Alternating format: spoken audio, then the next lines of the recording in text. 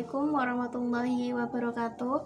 Perkenalkan, nama saya Ida Nihlatul Ulia, NIM 2114100000752, Program Studi Hukum Keluarga Islam, semester 1, reguler 2. Di sini saya akan menyampaikan materi tentang pencatatan pernikahan, akta nikah, dan nikah tidak tercatat dalam perspektif gender, yang akan saya sampaikan melalui contoh menurut studi lapangan di sekitar saya yang telah saya teliti.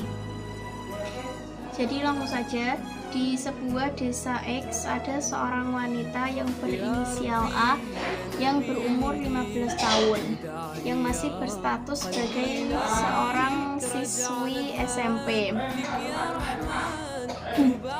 Dia berpacaran dengan seorang laki-laki berinisial A yang berumur 20 tahun. Suatu ketika pasangan kekasih itu kepergok sedang berduaan dalam satu kamar. Akhirnya karena tidak ingin terjadi hal yang tidak diinginkan, pihak keluarga memaksa mereka untuk segera menikah.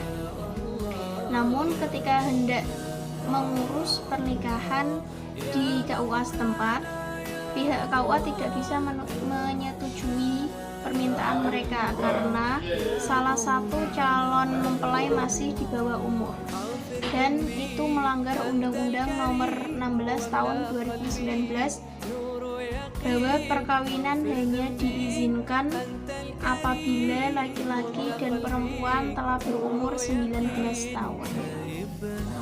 Akhirnya diadakan pertemuan antara kedua keluarga dan semuanya sepakat bahwa mereka akan dinikahkan secara siri terlebih dahulu. Baru nantinya jika sang mempelai perempuan sudah berumur 19 tahun akan dinikahkan secara agama, secara negara. Singkatnya, setelah menikah selang beberapa waktu, si A dinyatakan hamil, dan 1 tahun setelah menikah ia melahirkan anak pertama berjenis kelamin perempuan. Setelah melahirkan anak pertama, pasangan tersebut benar-benar sedang mengalami fase palit atau tidak mempunyai uang sama sekali. Akhirnya si B berencana akan kerja di luar kota karena dia ditawari pekerjaan oleh temannya. Dan karena tawaran gaji yang lumayan besar, akhirnya si B ikut dengan temannya bekerja di sana. 1-2 bulan di sana, si B masih rajin mentransfer uang untuk kebutuhan istri dan anaknya. Namun ketika sudah beranjak 2-3 bulan sampai 5 bulan, si B tidak lagi mengirimkan uang sama sekali kepada istrinya. Bahkan ia juga sangat sulit untuk dihubungi.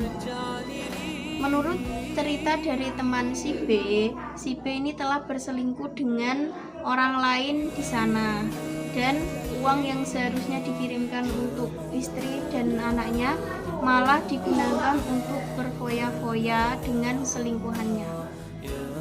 Pada bulan ke-6, suami itu menelpon istrinya dan mengatakan bahwa ia ingin bertemu dengan istrinya di suatu tempat. Nah, ketika hari hanya, si B bertemu dengan si A, dan di pertemuan tersebut si B menjatuhkan talak kepada si A. Selain itu, ia juga memberikan uang sebesar 500.000 untuk kebutuhan anaknya.